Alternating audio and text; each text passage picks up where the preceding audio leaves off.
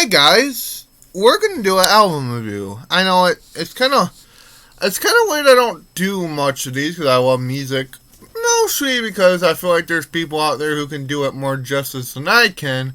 But I'm gonna try it. I'm gonna put my own twist on these kind of music abuse things, and you tell me what you think. But yeah, we're doing an album review of an old one actually. I will probably do some more what are a little newer. But I want you to talk about this album because this is interesting. Before I get to the album in proper, which is Metal Machine music, I wanted to talk about its writer, Lou Reed. If you don't know who Lou Reed is, stop this video and check out some of his stuff. Basically, he was in the Velvet Underground in the 60s. He kind of started this whole art rock and punk movement before it was even a thing.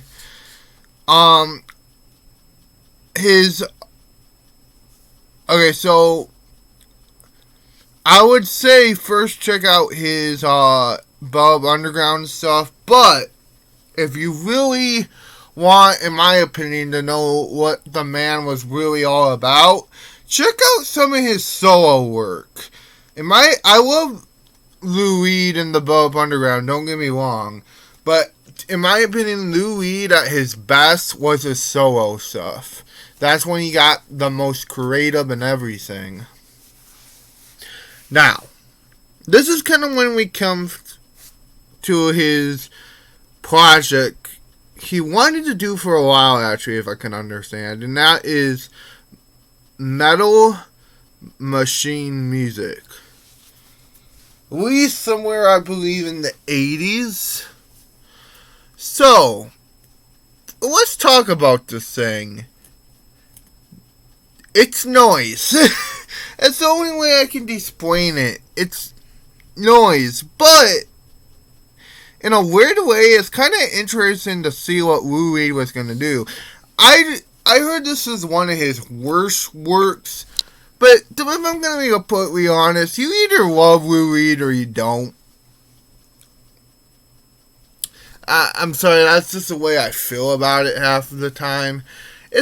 And when I ever get to reviewing that Lou Reed project he did with Metallica named Rule, I'm pretty much going to say the same thing.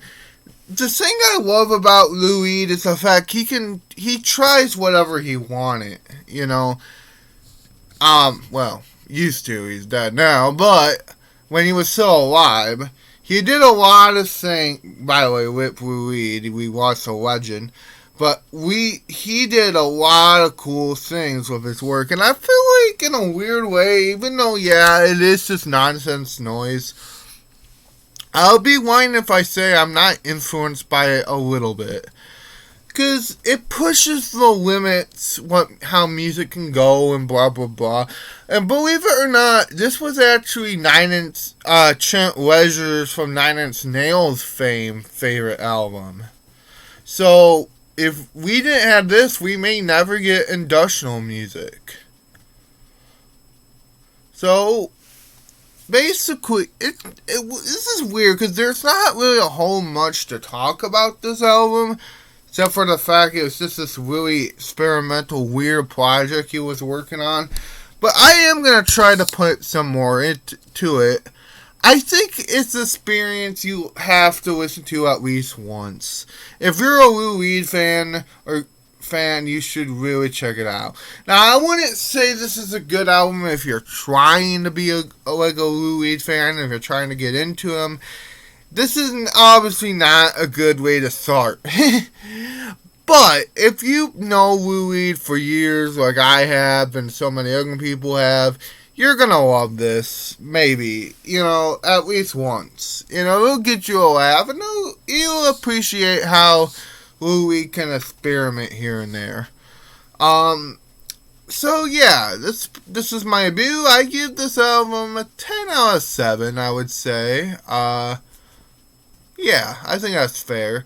It's not the best album. It's not and I wouldn't even call it the best Lou Reed album, but it is an interesting trip, and I would say thank God for making it, because it had to be made, I would say. Because, like I said, if this wasn't made, we probably wouldn't get industrial music. Just like how if the albums from the Above Underground wasn't made, we probably wouldn't get punk. So, yeah, I like it for what it is. You know what I mean? So, have a good day and bye.